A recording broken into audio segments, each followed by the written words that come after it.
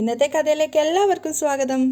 അങ്ങനെ ഗോവിന്ദിൻ്റെ കൂടെ തിരിച്ച് കാറിൽ വരുന്ന സമയത്ത് ഗോവിന്ദ് പറഞ്ഞ ഓരോ വാക്കുകൾ കേൾക്കുമ്പോഴും വിജയലക്ഷ്മിയുടെ കണ്ണ് നിറയാണ്. അപ്പോൾ ഗോവിന്ദ് പറയുന്നുണ്ട്, കരയണ്ട, ഉള്ളത് പറഞ്ഞ് അല്ലെങ്കിൽ ഉള്ളിലുള്ള കാര്യങ്ങൾ പറഞ്ഞ് ശീലായിപ്പോയി. ഇനി ഒരിക്കലും കാണരുതെന്ന് ആഗ്രഹിച്ചിരുന്നെങ്കിലും പലപ്പോഴും ഉള്ളുലഞ്ഞു നിൽക്കുമ്പോൾ ഞാൻ ഓർത്തിരുന്നു വാത്സല്യവും സുരക്ഷിതത്വവും അഭിമാനവും കൂടി ചേർന്ന ഒരു അമ്മയെ. അത് കേൾക്കുന്ന സമയത്ത് വിജയലക്ഷ്മിയുടെ ഉള്ളു നിറയാണ്. അവർ സ്നേഹത്തോടു കൂടി നേരത്തെ വെച്ചതുപോലെ തന്നെ ഗോവിന്ദിൻ്റെ കൈകൾക്ക് മേലെ കൈ ചേർത്ത് വെക്കുന്നുണ്ട്. പക്ഷേ ഇത്തവണ ഗോവിന്ദ് കൈ പിൻവലിക്കുന്നുണ്ടായിരുന്നില്ല. അപ്പം നിറഞ്ഞ ഹൃദയത്തോടു കൂടി കണ്ണുനീരോടുകൂടി വിതുമ്പിക്കൊണ്ട് വിജയലക്ഷ്മി പറയാണ്, നിനക്ക് ആരെയും വെറുക്കാൻ കഴിയില്ല മോനെ. ഏറ്റവും ശത്രുതയുള്ള ഭദ്രന് പോലും സ്വന്തം കുടുംബത്തിൽ ഇടം കൊടുത്തവനാ നീ. പിന്നീട് രണ്ടുപേരും ഒന്നും സംസാരിക്കുന്നില്ല. ഒരുപാട് ദൂരം വീണ്ടും പോവുകയാണ്. കുറച്ചു നേരത്തെ നിശബ്ദതയ്ക്ക് ശേഷം വീണ്ടും വിജയലക്ഷ്മി പറയുന്നുണ്ട്, ഞാനിപ്പോൾ നിൻ്റെ കൂടെ വരാൻ തീരുമാനിച്ചത് മറ്റൊരു കാര്യം കൂടി സംസാരിക്കാനാ. അതെന്താണെന്നറിയാൻ വേണ്ടി ഗോവിന്ദ് തിരിഞ്ഞ് അമ്മയെ നോക്കുകയാണ്. അപ്പോൾ അവരാ പേര് പറയുന്നുണ്ട്, അനാർക്കലി. അത് കേട്ടത് ഗോവിന്ദ് ശരിക്കും ഷോക്കാവുകയാണ്. അപ്പം വിജയലക്ഷ്മി പറയുന്നുണ്ട്, കണ്ണൂർ സെൻട്രൽ ജയിലിൽ നിന്നും ഇങ്ങോട്ടേക്ക് മാറ്റിയിട്ട് കുറച്ചു കാലമായി. ഗോവിന്ദ് എന്തോ ഒരു ഭയത്തോടെയും ദേഷ്യത്തോടെയൊക്കെ അമ്മയെ നോക്കുകയാണ്. അപ്പം വിജയലക്ഷ്മി ബാക്കി കൂടി പറയുന്നുണ്ട്, ഞാനവളെ കാണാൻ വേണ്ടി ജയിലിൽ പോയിരുന്നു, എന്നാൽ എൻ്റെ മുന്നിലേക്ക് വരാൻ അവൾ തയ്യാറായില്ല. എന്തിനാ അവരെ കാണാൻ പോയത്? ഒരുതരം ദേഷ്യത്തോടെയും വെപ്രാളത്തോടെയും ഗോവിന്ദ് ചോദിക്കുകയാണ്. അപ്പം വിജയലക്ഷ്മി പറയുന്നുണ്ട്, എനിക്ക് അവളെ കാണാതിരിക്കാനാവില്ല. അടുത്ത മാസം ശിക്ഷ കഴിഞ്ഞ് അനാർക്കലി പുറത്തിറങ്ങും. അത് കേട്ടത് ഗോവിന്ദിന് വല്ലാത്ത പരിഭ്രമാവുകയാണ്. അവൻ്റെ കയ്യിൽ നിന്നും വണ്ടിയുടെ കൺട്രോൾ വരെ പോകുന്നുണ്ട്. അത് വിജയലക്ഷ്മിക്ക് മനസ്സിലായതുകൊണ്ട് തന്നെ അവർ പറയുന്നുണ്ട്, മെല്ലെ പോ മോനെ, സൂക്ഷിച്ചു പോ. സൂക്ഷിച്ച്? നീ എന്തായി കാണിക്കുന്നേ? കണ്ണാ ഗോവിന്ദ്. അവസാനം അവർ നിവൃത്തിയില്ലാതെ വിളിക്കുകയാണ്. പക്ഷേ ഗോവിന്ദിൻ്റെ കയ്യിൽ നിന്നും വണ്ടിയുടെ കൺട്രോൾ പോയിട്ടുണ്ടായിരുന്നു. അവർക്ക് വല്ലാതെ പേടിയാവാണ്. അവർ വീണ്ടും വീണ്ടും അലറി വിളിച്ചുകൊണ്ടേ ഇരിക്കുന്നുണ്ട്, കണ്ണാ മോനെ ഗോവിന്ദ്. പക്ഷേ ഗോവിന്ദിന് ആ വണ്ടി നിയന്ത്രിക്കാനാവുന്നുണ്ടായിരുന്നില്ല. അവൻ്റെ മനസ്സിൽ ഒരുപാട് പ്രതികാരങ്ങളും ഒരുപാട് ഓർമ്മകളും നിറഞ്ഞതുകൊണ്ട് തന്നെ അവന് നിയന്ത്രിക്കാൻ പറ്റാത്ത വേഗതയിലാണ് വണ്ടി പോയിക്കൊണ്ടിരുന്നത്. വിജയലക്ഷ്മി എത്ര പറഞ്ഞിട്ടും അതൊന്നും ഗോവിന്ദിൻ്റെ ചെവിയിലേക്ക് വന്നില്ല. അവനിങ്ങനെ നിയന്ത്രിക്കാൻ പറ്റാത്ത രീതി വണ്ടി ഓടിച്ചുകൊണ്ടേ ഇരിക്കുകയാണ്. അവസാനം മുന്നിലൊരു വണ്ടി വന്ന സമയത്ത് വിജയലക്ഷ്മി ആർത്ത് പറയാണ്, മോനെ മുന്നിലൊരു വണ്ടി. പക്ഷേ ഗോവിന്ദ് അത് കാണുമ്പോഴേക്കും കൺട്രോൾ പോയിട്ടുണ്ടായിരുന്നു. വണ്ടി കൊണ്ടുപോയി സൈഡ് ഒതുക്കിയിട്ട് വേറൊരു കൽഭിത്തിയോട് ചേർന്ന് ഇടിക്കുകയാണ്. അപ്പോൾ തന്നെ ഗോവിന്ദ് സ്റ്റിയറിങ്ങിൻ്റെ മുകളിലേക്ക് ബോധം കെട്ട് വീഴാണ്. വണ്ടി ബ്രേക്കിട്ട് നിന്നപ്പം വിജയലക്ഷ്മിക്ക് ആദ്യം സമാധാനമാണ് ഉണ്ടായത്. ഈശ്വര എന്ന് പറഞ്ഞതിന് ശേഷം അവർ ഗോവിന്ദിനെ നോക്കുമ്പോഴാണ് കാണുന്നത് ഗോവിന്ദ് അവിടെ ബോധം കെട്ട് കിടക്കുന്നത്. പെട്ടെന്ന് അവർക്ക് വെപ്രാളം പരിഭ്രമം ഒക്കെ ആവുകയാണ്. ഗോവിന്ദ് മോനെ എഴുന്നേക്ക്, കണ്ണ കണ്ണ എന്നൊക്കെ ഒരുപാട് വിളിക്കുന്നുണ്ട്. പക്ഷേ ഗോവിന്ദിന് അപ്പോഴേക്കും ബോധം നഷ്ടപ്പെട്ടിട്ടുണ്ടായിരുന്നു. അവസാനം അവരെങ്ങനെയൊക്കെയോ സീറ്റ് ബെൽറ്റ് വലിച്ചൂരി കാറിൽ നിന്ന് ഇറങ്ങി ഓപ്പോസിറ്റ് ഗോവിന്ദ് ഇരിക്കുന്ന ഭാഗത്തേക്ക് വരികയാണ് ഡോറ് തുറക്കാൻ. പക്ഷേ ഗോവിന്ദിൻ്റെ കാർ അവിടെ നിർത്തി ആ ഭാഗത്ത് ചെളിയായിട്ട് ആ ചെളിയിൽ ഒരുപാട് ഗ്ലാസ് കഷ്ണങ്ങൾ പൊട്ടിയിട്ടുണ്ടായിരുന്നു. അതവർ ആ വെപ്രാളത്തിൽ കണ്ടില്ല. അതവരുടെ കാലിൻ്റെ ഇടയിലേക്ക് തറച്ച് കയറുകയാണ്. ആ വേദനക്കിടയിലും അവർ ടെൻഷനാണ്. കാരണം സ്വന്തം കുഞ്ഞ് അങ്ങനെ കിടക്കുമ്പോൾ ഏതൊരു അമ്മയ്ക്കും അങ്ങനെയാണല്ലോ. അവരെങ്ങനെയോ വലിച്ച് ആ വണ്ടിയുടെ ഡോറ് തുറക്കുകയാണ്. സ്വന്തം വേദനകൾക്കിടയിലും ഗോവിന്ദിനെ രക്ഷിക്കാൻ വേണ്ടി അവർ പരമാവധി ശ്രമിച്ചുകൊണ്ടിരിക്കുകയാണ്. എങ്ങനെയൊക്കെയോ അവൻ്റെ സീറ്റ് ബെൽറ്റ് ഊരുകയും അവനെ പുറത്തേക്ക് എടുക്കാനൊക്കെ ശ്രമിക്കുന്നുണ്ട്. പക്ഷെ അവരെ കൊണ്ട് ഒറ്റയ്ക്ക് അതിന് പറ്റുമായിരുന്നില്ല. അത് മനസ്സിലാക്കിയതിന് ശേഷം അവരെങ്ങനെയൊക്കെയോ ആ കാലിൽ തറച്ച ഗ്ലാസ് കൊണ്ട് അവിടുന്ന് ഹെൽപ്പ് എന്ന് പറഞ്ഞിട്ട് മുന്നോട്ടേക്ക് പോവുകയാണ്. അപ്പം വേറൊരു വാഹനം അതുവഴി വരുന്നുണ്ടായിരുന്നു. അതിൻ്റെ മുന്നിൽ കയറി നിന്നിട്ട് അവരിങ്ങനെ നിലവിളിക്കുകയാണ്. അപ്പോൾ അവർ വേഗം തന്നെ കാറ് തുറന്നിറങ്ങുകയാണ്. എന്താ മാഡം എന്നൊക്കെ ചോദിക്കുമ്പോൾ, മോൻ എൻ്റെ വണ്ടി ആക്സിഡൻ്റ് ആയി, എൻ്റെ മോനെ വണ്ടിയിൽ നിന്ന് ഇറക്കാൻ വേണ്ടി പറ്റുന്നില്ല, ഒന്ന് സഹായിക്കണം എന്നൊക്കെ അവരോട് കാര്യം പറഞ്ഞു കൊടുക്കുകയാണ്. വിജയലക്ഷ്മിയുടെ ആ യാചനയുടെ പ്രകാരം ആ ചെറുപ്പക്കാർ ഓടി വന്നിട്ട് ഗോവിന്ദിനെ ഹെൽപ്പ് ചെയ്യുകയാണ്. അവനെ കാറിൽ നിന്ന് എടുത്തതിന് ശേഷം അവർ വിജയലക്ഷ്മിയോട് പറയുന്നുണ്ട്, കാറ് ലോക്ക് ചെയ്തോണേന്ന്. അതിനുശേഷം ഗോവിന്ദിനെ അവരുടെ കാറിൽ കൂട്ടി അതേപോലെ തന്നെ വിജയലക്ഷ്മിയും കൂട്ടിക്കൊണ്ട് രണ്ടുപേരെയും കൊണ്ട് അവർ ഹോസ്പിറ്റലിലേക്കാണ് പോകുന്നത്. അടുത്തുള്ളൊരു ക്ലിനിക്കിൽ എത്തിച്ച ശേഷം ഗോവിന്ദിൻ്റെ മുറിവ് ഡ്രസ്സ് ചെയ്യുന്നുണ്ടെങ്കിലും അപ്പോഴും ഗോവിന്ദിന് ബോധം വന്നിട്ടുണ്ടായിരുന്നില്ല. അവൻ്റെ ആ ഒരു കിടപ്പ് നോക്കി നിൽക്കുക വിജയലക്ഷ്മിക്ക് ഭയങ്കര സങ്കടമാവുകയാണ്. അപ്പം അവർ ആ നഴ്സുമാരോടും അവിടുത്തെ ചെറിയ ഡോക്ടറോടൊക്കെ ആയിട്ട് പറയുന്നുണ്ട്, മാഡം ഇവിടെ വേറെ നല്ല ഫെസിലിറ്റിയുള്ള ഹോസ്പിറ്റലുണ്ടോ? അപ്പം ഡോക്ടർ പറഞ്ഞു കൊടുക്കുന്നുണ്ട്, ഇതിപ്പോൾ ആക്സിഡൻറ്റിൽ തല വന്ന് ഇടിച്ചപ്പോഴുണ്ടായ ബോധക്കേടാ, ചെറിയ മുറിവേ ഉള്ളൂ. അപ്പോഴേക്കും ഗോവിന്ദിന് ഉപബോധ മനസ്സിൽ നിന്ന് ഒരു ചെറിയ ബോധം വരുന്നുണ്ടായിരുന്നു. അവനിങ്ങനെ സ്വയം നെറ്റിയിലൊക്കെ കൈവച്ച് നോക്കുന്നുണ്ട്. അത് കണ്ടപ്പോഴാണ് വിജയലക്ഷ്മിക്ക് ചെറിയൊരു സമാധാനം ഉണ്ടായത്. ദേവി അവർ കൈ നെഞ്ചിൽ വെച്ച് പ്രാർത്ഥിക്കുകയാണ്. അപ്പോഴേക്കും ഗോവിന്ദിന് ബോധം ഇങ്ങനെ കുറച്ചായിട്ട് വരുന്നുണ്ടായിരുന്നു. അപ്പം വിഷമത്തോടും സങ്കടത്തോടെയും കരഞ്ഞുകൊണ്ട് അവർ ഡോക്ടറോട് പറയുന്നുണ്ട്, ഇവരെന്തെങ്കിലും സംഭവിച്ചാൽ പിന്നെ അതെനിക്ക് സഹിക്കാൻ പറ്റില്ല കേട്ടോ, അതുകൊണ്ടാ. അപ്പം ഡോക്ടർ പുഞ്ചിരിച്ചുകൊണ്ട് പറയുന്നുണ്ട്, അതിനൊന്നും സംഭവിച്ചിട്ടില്ലല്ലോ. അപ്പോഴേക്കും ആ രക്ഷിച്ച ചെറുപ്പക്കാർ വന്നിട്ട് ചോദിക്കുന്നുണ്ട്, മാഡം ഞങ്ങളിനി ഇവിടെ നിൽക്കേണ്ട ആവശ്യമുണ്ടോ? അപ്പം വിജയലക്ഷ്മി ഡോക്ടറോട് ചോദിക്കുകയാണ്. അപ്പോൾ അവർ പറയുന്നുണ്ട്, ഇല്ല, ഇനി ഒരു മണിക്കൂർ റെസ്റ്റ് എടുത്തതിന് ശേഷം പോവാം, വേറെ കുഴപ്പമൊന്നുമില്ലല്ലോ. അതിനുശേഷം ഗോവിന്ദ് അവിടെ നിന്ന് എഴുന്നേക്കാൻ ശ്രമിക്കും. വിജയലക്ഷ്മി അമ്മയുടെ ആ ഒരു ടെൻഷനോട് കൂടി പറയുന്നുണ്ട്, എടാ മെല്ലെ മെല്ലെ മെല്ലെ എഴുന്നേക്കണമെന്നില്ല. അപ്പം ഡോക്ടർ ചിരിച്ചുകൊണ്ട് പറയുന്നുണ്ട്, ഇങ്ങനെ ടെൻഷൻ ആവേണ്ട ആവശ്യമൊന്നുമില്ല മാഡം, ഗോവിന്ദ് മെല്ലെ എഴുന്നേറ്റോളൂ. അപ്പോൾ ഗോവിന്ദ് എഴുന്നേറ്റിരുന്നപ്പോൾ വിജയലക്ഷ്മിയെ ചെറുപ്പക്കാരെ കാണിച്ചുകൊണ്ട് ഗോവിന്ദിനോട് പറയാണ്, മോനെ ആക്സിഡൻറ്റ് ഉണ്ടായപ്പോൾ ഇവരാണ് ഇവരുടെ വണ്ടിയിൽ നിന്നെ ഇങ്ങോട്ടേക്ക് എത്തിച്ചത്. അപ്പം ഗോവിന്ദ് അവരോട് നന്ദി പറയാണ്. അതിനുശേഷം അവരവിടുന്ന് പോകുന്നുണ്ട്. അപ്പം അവർ പോയതിന് പിന്നാലെ കുറച്ച് ദൂരം നടക്കുമ്പോഴാണ് വിജയലക്ഷ്മിയുടെ കാലിൽ നിന്നും ബ്ലഡ് പോകുന്നത് ഒരു നഴ്സ് കാണുന്നത്. അപ്പം നഴ്സ് ഡോക്ടറോട് പറയുന്നുണ്ട്, ഡോക്ടർ മാഡത്തിൻ്റെ കാലിൽ നിന്നും ബ്ലഡ് പോകുന്നുണ്ട്. അപ്പോഴെല്ലാവരും അങ്ങോട്ടേക്ക് നോക്കുകയാണ്. അപ്പം വിജയലക്ഷ്മിയുടെ കാല് ആ ഗ്ലാസ് തട്ടിയിട്ട് നന്നായിട്ട് മുറിഞ്ഞിട്ടുണ്ടായിരുന്നു. അതിൽ നിന്ന് ബ്ലഡ് ഇങ്ങനെ പോയിക്കൊണ്ടിരിക്കുകയാണ്. ഗോവിന്ദിനും അത് കണ്ടപ്പോൾ പെട്ടെന്ന് ഷോക്കാവുകയാണ്. അപ്പോൾ ഡോക്ടർ പറയുന്നുണ്ട്, മാഡം അവിടെ ഇരിക്കൂ, അത് സാരമില്ല, കുഴപ്പമില്ല എന്നൊക്കെ വിജയലക്ഷ്മി പറയുകയാണെങ്കിലും അവർ പിടിച്ച് ഹെൽപ്പ് ചെയ്തിട്ട് അവിടെ ഇരുത്തുകയാണ്. പെട്ടെന്ന് അങ്ങനെ കണ്ടപ്പോൾ ഗോവിന്ദിനും വെപ്രാളാവുകയാണ്. ഡോക്ടർ പിടിച്ചിരുത്തിയതിന് ശേഷം സിസ്റ്ററോട് പറഞ്ഞിട്ട് ഒരു സ്റ്റൂൾ എടുത്തിട്ട് കാല് കയറ്റി വെക്കുകയാണ്. അപ്പം കാല് കയറ്റി വെച്ച സമയത്താണ് ഗോവിന്ദ് നന്നായിട്ട് കാണുന്നത്, ബ്ലഡ് നന്നായിട്ട് പോകുന്നുണ്ടായിരുന്നു. അപ്പം ഗ്ലാസും തറഞ്ഞു കയറിയിട്ടുണ്ട്. അത് കണ്ടപ്പോൾ ഗോവിന്ദിൻ്റെ ഹൃദയത്തിൽ വല്ലാത്തൊരു വേദന അനുഭവപ്പെടുകയാണ്. അപ്പം ഡോക്ടറും എല്ലാവരും കേൾക്കാൻ വേണ്ടി പറയുന്നുണ്ട്, ഇത് വെച്ച് നോക്കുമ്പോൾ മിസ്റ്റർ ഗോവിന്ദിൻ്റെ മുറിവ് നിസ്സാര. പക്ഷേ ഡ്രസ്സ് ചെയ്യാൻ വന്നപ്പോഴാണ് സിസ്റ്റർക്ക് മനസ്സിലായത്, ഡോക്ടർ ഇത് ആഴത്തിലുള്ള മുറിവാ, കുപ്പിച്ചെല്ല് നന്നായിട്ട് അകത്തേക്ക് കയറിയിട്ടുണ്ട്. അപ്പോഴും വിജയലക്ഷ്മി പറയുന്നുണ്ട്, സാരയില്ല. അപ്പോൾ ഡോക്ടർ കളിയാക്കിക്കൊണ്ട് ചോദിക്കുകയാണ്, മകനെ രക്ഷിക്കാനുള്ള ശ്രമത്തിൽ സ്വന്തം മുറിവിൻ്റെ വേദന മറന്നു കാണും അല്ലേ? അപ്പോൾ ഡോക്ടർ നോക്കിയതിന് ശേഷം അവർ പറയുന്നുണ്ട്, ചെറിയൊരു സർജറി വേണ്ടി വരും, കുപ്പിച്ചെല്ല് അകത്തേക്ക് ഒടിഞ്ഞ് കയറിയിട്ടുണ്ട്. പെട്ടെന്ന് തന്നെ വിജയലക്ഷ്മി പറയുന്നുണ്ട്, അയ്യോ ഡോക്ടർ അതൊന്നും വേണ്ട, നിങ്ങളൊന്ന് ക്ലീൻ ചെയ്തിട്ട് മരുന്നും വെച്ച് ഡ്രസ്സ് ചെയ്താൽ മാത്രം മതി.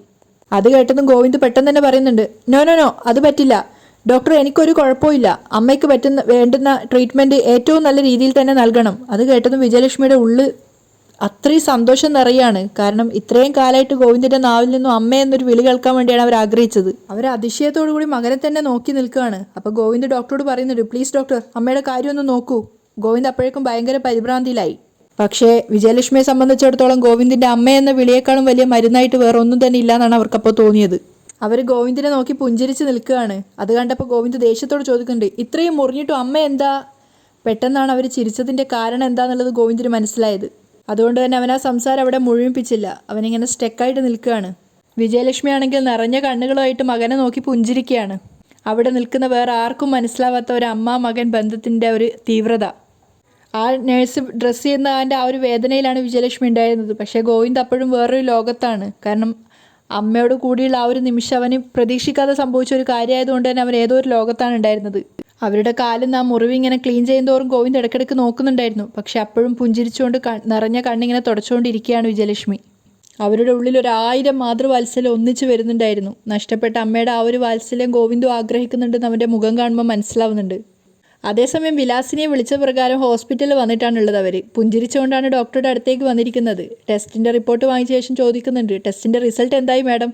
അപ്പോൾ ഡോക്ടർ പറയുന്നുണ്ട്, പോസിറ്റീവാണ്. ഹോ ആശ്വാസമായി, എല്ലാം പോസിറ്റീവ് ആയതുകൊണ്ട് ഇനി പേടിക്കാനൊന്നുമില്ല അല്ലേ? അപ്പോൾ ഡോക്ടർ കുറച്ച് സീരിയസ് ആയിട്ട് പറയുന്നുണ്ട്, അങ്ങനെയല്ല, ബയോപ്സിയുടെ റിപ്പോർട്ടിൽ രോഗം പോസിറ്റീവാണെന്നാണ് ഞാൻ ഉദ്ദേശിച്ചത്. അപ്പോഴേക്കും വിലാസിനിയുടെ മുഖം മാറുകയാണ്. അവർക്ക് ആകെ ടെൻഷനും പരിഭ്രമവും ഒക്കെ വരുന്നുണ്ട്. അപ്പോൾ ഡോക്ടർ പറയാണ്, പേഷ്യൻറ്റിനോട് പറയണ്ട, കണ്ടീഷൻ വളരെ മോശമാണ്. വിലാസിന് ശരിക്കും ഷോക്കായി പോവുകയാണ്. അപ്പോൾ ഡോക്ടർ പറഞ്ഞു കൊടുക്കുന്നുണ്ട്, ബ്രെയിനിലെ ട്യൂമർ പലതരത്തിലുണ്ട്. സ്റ്റേജ് 1ഉം 2ഉം റിമൂവ് ചെയ്ത് കഴിഞ്ഞാൽ തിരിച്ചു വരാനുള്ള സാധ്യത വളരെ കുറവാണ്. പക്ഷേ ഈ പേഷ്യൻറ്റിൻ്റേത് സ്റ്റേജ് 3ആ. അപ്പോൾ ആകെ ഒരു ടെൻഷനോട് കൂടി അവർ ചോദിക്കുകയാണ്, എന്ന് വെച്ചാൽ മാഡം എന്താ ഉദ്ദേശിച്ചേ? ഉടനെ സർജറി വേണം, ഇല്ലെങ്കിൽ ട്യൂമർ ജീവനെടുക്കുന്ന നിലയിലേക്ക് മാറും. ഡോക്ടർ വിലാസിനിയല്ല പേഷ്യൻ്റ് എന്ന് കരുതിയിട്ട് തുറന്നു തന്നെ അവരോട് സംസാരിക്കുകയാണ്. വിലാസിന് ശരിക്കും സ്റ്റക്കായി പോയിട്ടുണ്ടായിരുന്നു. ഷോക്കോട് കൂടിയാണ് ഡോക്ടറുടെ സംസാരമൊക്കെ അവർ കേട്ടിരിക്കുന്നത്. അപ്പോൾ ഡോക്ടർ പറയുന്നുണ്ട്, പറ്റുവാണെങ്കിൽ പേഷ്യൻറ്റിനെ ഇന്ന് തന്നെ അഡ്മിറ്റ് ചെയ്യുക, നാളെ തന്നെ സർജറി നടത്താൻ പറ്റും. അപ്പം വിറച്ച ശബ്ദത്തോടു കൂടി അവർ ചോദിക്കുന്നുണ്ട്, പേഷ്യൻ്റ് രക്ഷപ്പെടാൻ സാധ്യതയുണ്ടോ മാഡം? അതൊക്കെ ഡോക്ടർ മുരളീകൃഷ്ണൻ പറയും. ആ ജൂനിയർ ഡോക്ടർ സംസാരിക്കുകയാണ്. അദ്ദേഹത്തിൻ്റെ പേഷ്യൻ്റ് ആണല്ലോ. അപ്പം ഡോക്ടർ വീണ്ടും ചോദിക്കുകയാണ്, എന്നല്ല, അറിയാനൊരാഗ്രഹം. അപ്പോൾ ഡോക്ടർ പറയാ, എൻ്റെ അഭിപ്രായത്തിൽ രക്ഷപ്പെടാൻ 30% സാധ്യതയേ ഉള്ളൂ. വിലാസിന് ശരിക്കും ഞെട്ടിപ്പോവുകയാണ്. അപ്പോൾ ഡോക്ടർ പറയുന്നുണ്ട്, ഇനി രക്ഷപ്പെട്ടാലും സ്റ്റേജ് 3യിൽ ഭൂരിഭാഗം പേരും 2 വർഷത്തിനപ്പുറം ജീവിക്കാറില്ല. വിലാസിന് അങ്ങനെ ഷോക്കായിരിക്കുന്ന കണ്ടപ്പോൾ ഡോക്ടർ ചോദിക്കുന്നുണ്ട്, പേഷ്യൻ്റ് നിങ്ങളുടെ ആരാ? അപ്പോൾ അവർ മറുപടി ഒന്നും പറയാതെ അവിടെ നിന്ന് എഴുന്നേറ്റ് പോരുകയാണ്. അവർക്ക് ആ ഒരു സാഹചര്യത്തിൽ എന്താ ചെയ്യേണ്ടതെന്ന് മനസ്സിലാവുന്നുണ്ടായിരുന്നില്ല. അവരിങ്ങനെ സ്വയം നിയന്ത്രിക്കാൻ സാധിക്കാതെ എങ്ങോട്ടൊന്നില്ലാതെ നടന്നു പോവുകയാണ്. അപ്പോൾ ഡോക്ടർക്ക് എന്തോ സംശയം തോന്നിയിട്ട് ഡോക്ടർ പിന്നാലെ വരുന്നുണ്ട്. നിങ്ങൾ തന്നെയാണോ പേഷ്യൻ്റ്? തൊട്ട് പിന്നിൽ നിന്ന് ഡോക്ടർ ചോദിക്കുകയാണ്. അതിന് മറുപടി പറയാതെ വിലാസിനി കരച്ചിൽ കടിച്ചമർത്തിക്കൊണ്ടാണ് അവിടുന്ന് നടന്നു നീങ്ങുന്നത്. അവർക്ക് കണ്ണീരും നിയന്ത്രിക്കാനാവുന്നുണ്ടായിരുന്നില്ല. കരഞ്ഞുകൊണ്ട് നടന്നിട്ട് തന്നെയാണ് വിലാസിനി വീട്ടിലേക്ക് വന്നത്. ഗേറ്റ് തുറന്നതിന് ശേഷം അവർ കുറച്ചുനേരം ആ വീടിങ്ങനെ നോക്കി നിൽക്കുകയാണ്. പിന്നെ മെല്ലെ നടന്നു വന്ന് ആ സ്റ്റെപ്പിൽ അവിടെ ഇരിക്കുകയാണ്. പിന്നെ കല്യാണം കഴിഞ്ഞ് വിളക്ക് എടുത്ത് വലതുകാല് വെച്ച് കയറി വന്ന ആ ഒരു നിമിഷവും അതിനുശേഷം ഭദ്രൻ്റെ കൂടെ ജീവിച്ചതും ഒക്കെ ഇങ്ങനെ ഓർമ്മയിലേക്ക് വരികയാണ്. അപ്പോൾ അവർ സ്വയം ചോദിക്കുന്നുണ്ട്, ഇനി എത്ര കാലം, എത്ര ദിവസം എനിക്ക് ജീവിക്കാൻ പറ്റും? അതിന് ഞാൻ ഇതുവരെ ജീവിച്ചത് ഒരു നല്ല ജീവിതമായിരുന്നോ? അത് അവർ സ്വയം വിലയിരുത്തുകയാണ്. നിയന്ത്രിക്കാനാവാതെ അവർ പൊട്ടി പൊട്ടി കരയുകയാണ്. ഗോവിന്ദൻ ഗീതവും കൂടെ നടന്നു വരുന്ന കണ്ടപ്പോൾ തന്നെ ഗോവിന്ദിൻ്റെ തലയിലെ മുറിവ് കണ്ടിട്ടാണ് രേഖയും കാഞ്ചനയും അങ്ങോട്ടേക്ക് വരുന്നത്. രേഖ ചോദിക്കുന്നുണ്ട്, ഇതെന്താ തലയിലൊരു മുറിവ്? അത് കാറിൻ്റെ ഡോറ് തുറന്നപ്പോൾ കൊണ്ടതാ. ഗോവിന്ദ് ഒരു കള്ളം പറയാണ്. അപ്പോൾ കാഞ്ചന പറയുന്നുണ്ട്, ഞാൻ കരുതി ഗീതു പാപ്പ നെറ്റി അടിച്ച് പൊട്ടിച്ചതാന്ന്.